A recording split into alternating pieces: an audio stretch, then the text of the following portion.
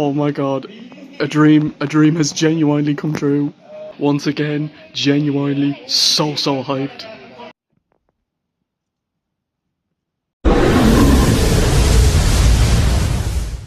Masters of the Universe was released in 2026 and was directed by Travis Knight. It tells the story of Adam, who discovers the Sword of Power, which brings him back home to Eternia, which has been shattered by the evil rule of Skeletor. Adam must now team up with Teela and Man-at-Arms, where Adam shall embrace his true destiny as He-Man. When it comes to Masters of the Universe, I genuinely know nothing about the He-Man franchise. I've heard of it, I've heard a few people talking about it, a few people have told me about it, but I have no nostalgia, I've no attachment, I have never seen anything to do with He-Man. I know people that, grew up with it, but I myself have no knowledge about the franchise whatsoever. As for this movie, the trailers were interesting enough to say the least, and I actually did not know that it was directed by Travis Knight until yesterday before I saw the movie. The same director as one of my favourite movies of all time, Kubo and the Two Strings. I didn't know that. I didn't know that fact at all. But I have to say, after seeing the movie for myself last night, I have to say,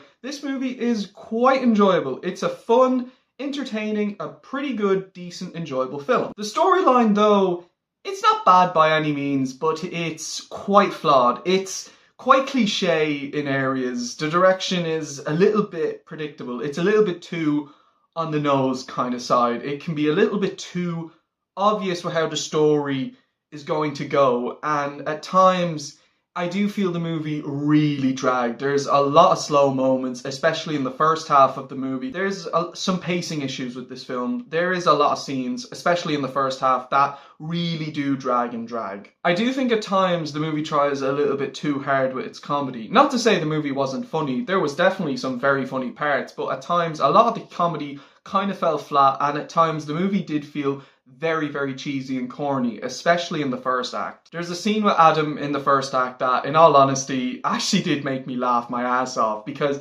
it's so stupid, so corny, and just so cheesy. So I do think there was a lot of moments in the movie that were just a little bit cheesy. Some were stupid, but some were quite funny. I think though once Adam becomes He-Man, the movie starts to pick up. The movie gets a lot more fun, a lot more interesting, and a lot more engaging. There is definitely some work that could be done with the story. The pacing could be better, some character development could be better, and I do think the story could use a little bit more uniqueness with the execution. But nonetheless, the storyline of the movie, it's not bad. Visually, the movie looks fantastic. The CGI is great, the effects are great, the costumes are great, the action scenes are really good, the climax alone is absolutely fantastic, the lighting is great, the colour correction is great, and the movie has such a great look to it. The locations have a very nice design to them. I think the locations of the movie are very creative. The performances are pretty good. Some line deliveries are a little bit off, and some performances are definitely better than others. But I think the cast do a pretty decent job playing the characters. And I do have to say, the movie's characters are not that bad either.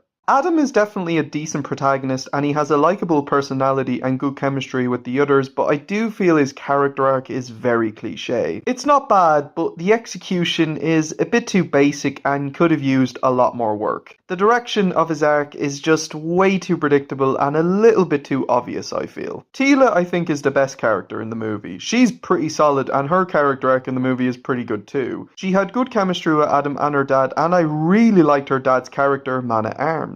I do wish we got a little bit more of him, but I think he's very entertaining, and I thought his dynamic with both Adam and Teela was very well written. His interactions with Adam definitely bring in a lot of the film's heart. The other characters are decent, and they definitely serve their purpose, and the character of Battle Cat is very cute. He reminds me so much of Derpy, but in all honesty, he's so dope, and I would have loved to have seen more of him. He's so lovable. As for the villains though, well, Evil Lynn is probably the better of the two. She has some funny moments, but there's nothing really to her character, and she could have been developed a bit more. Skeletor, on the other hand, he's an extremely mixed bag. On one hand, he can be pretty funny at times, and sometimes he can be intimidating, but on the other hand, he can be extremely over the top, and he can be pretty stupid at times too. He's not bad, and Jared Leto definitely has a lot of fun playing this character, but I think he could have been better, and I do believe his dynamic with Adam could have used much more development too. But I do have to say, his action scenes, yeah, they actually kinda slap.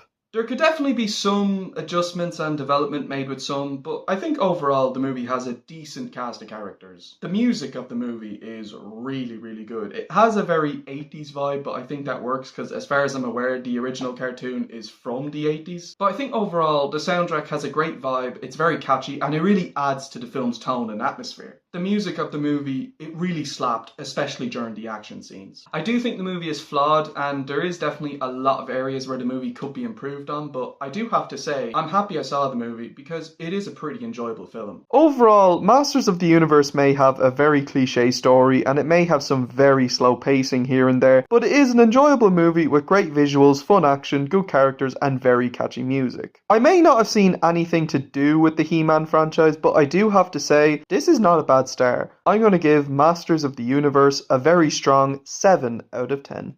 I could definitely see this movie growing on me though over time, so I definitely think I'm going to watch it again at some point. So that's it for my review of Masters of the Universe. Let me know what you guys think of the movie in the comment section below. Stay tuned for my next review, and until then guys, thank you all so much for watching. Take care everyone, see you all then, and until then, skadoosh everyone.